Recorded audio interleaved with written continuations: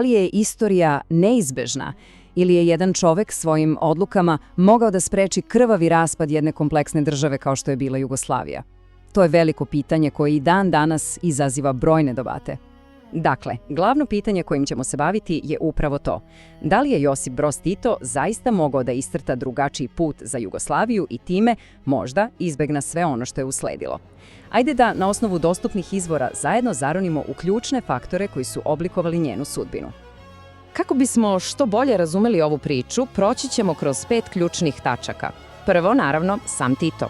Zatim, politička struktura države i njene ekonomske slabosti. Posle toga, bavit ćemo se nacionalnim tenzijama i na kraju pogledat ćemo kakvo je nasleđe ostavio iza sebe. I krećemo od samog centra, od čoveka koji je bez dileme bio osovina čitavog jugoslovenskog sistema. Jer da bismo razumeli državu, logično moramo prvo razumeti njega.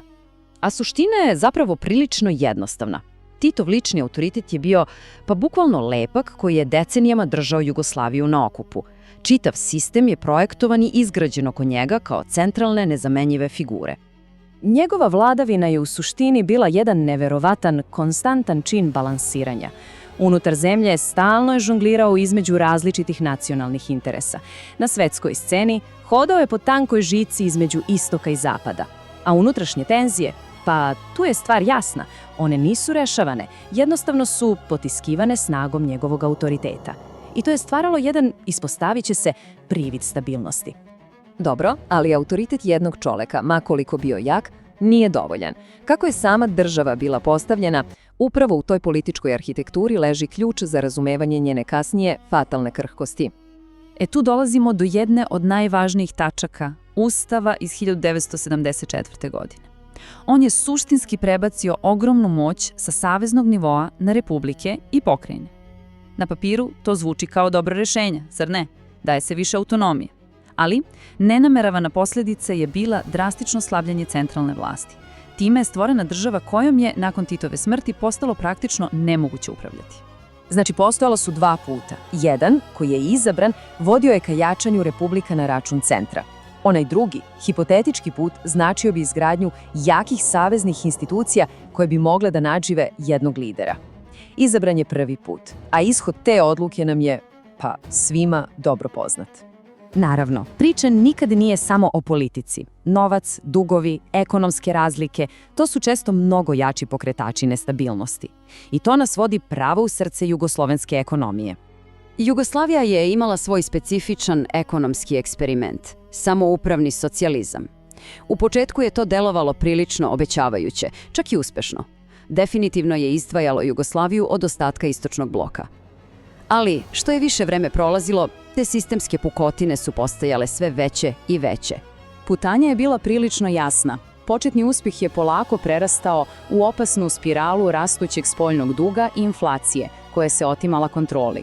To je onda samo produbilo ogromne ekonomske razlike između razvijenijeg severa i siromašnijeg juga. A takva nejednakost je naravno postala savršeno gorivo za sve buduće sukobe. Dobro, da li je postojao neki izlaz? Analize kažu da bi neke ranije i temeljnije ekonomske reforme možda mogle da smire situaciju. Ali, da budemo sasvim fair, treba reći da su i globalni faktori, poput naftne krize 70-ih, značajno smanjili prostor za bilo kakvu dugoročnu stabilizaciju. I tako stižemo do 4. i verovatno najbolnijeg poglavlja cele priče. A to su, naravno, nacionalne tenzije.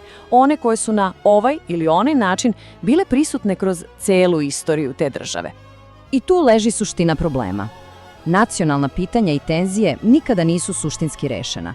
Ona su sve vreme tinjala ispod površine, ali su bila čvrsto kontrolisana i potiskivana ogromnom snagom Titovog ličnog autoriteta. Drugim rečima, svi problemi su bili gurnuti po tepih, ali tepih nikada nije počišćen. I ovde ponovo vidimo taj obrazac, zar ne? 2 potpuno različita pristupa. Titov, potisni, suzbi, kontroliši. I onaj alternativni, hajde da stvorimo institucije, sisteme, mehanizme koji mogu trajno da rešavaju ta pitanja. Umesto da se osloni na sistem, država se oslonila na čoveka. A to se na duge staze pokazalo kao fatalna greška. I konačno, dolazimo do kraja i do pitanja nasleđa. Šta se dogodi sa takvim sistemom kada taj jedan, ključni čovek, koji je sve držao na okupu, jednostavno ode sa scene? Hronologija posle 1980. je, nažalost, neumoljiva. Titova smrt ostavlja ogroman vakum moći. Sistem kolektivnog predsjedništva koji je trebalo da ga zameni pokazuje se kao potpuno nemoćan. Do kraja 80-ih nacionalizam buja na sve strane, a početkom 90-ih svi znamo šta se desilo. Država počinje svoj nasilni raspad. A zašto je taj sistem propao tako brzo? Jednostavno je zato što to kolektivno telo nije imalo ni promila autoriteta koji je bio potreban da se upravlja krizama koje su se gomilale, ekonomskim, političkim, nacionalnim. I upravo je taj kolaps u potpunosti ogolio najveću manu čitavog sistema, njegovu zavisnost od jedne osobe. Dakle, da se vratimo na ono početno pitanje. Da li je Tito mogao da spasi Jugoslaviju? Pa možda su neke drugačije odluke mogle da odlože ili ublaže kraj, ali problemi su bili preduboki. Na kraju dana, ključni zaključak je da je stabilnost cele države bila fundamentalno lično vezana za jednog čoveka. I ta zavisnost je bez sumnje bila najveća strukturna greška sistema. Na kraju, cijela ova priča nas ostavlja sa jednim mnogo širim univerzalnim pitanjem, koje se ne tiče samo Jugoslavije. Da li je svaki politički sistem, bez obzira na ideologiju, koji svoju stabilnost temelji na autoritetu jednog čoveka, a ne na snazi institucija, na kraju prosto osuđen na propast?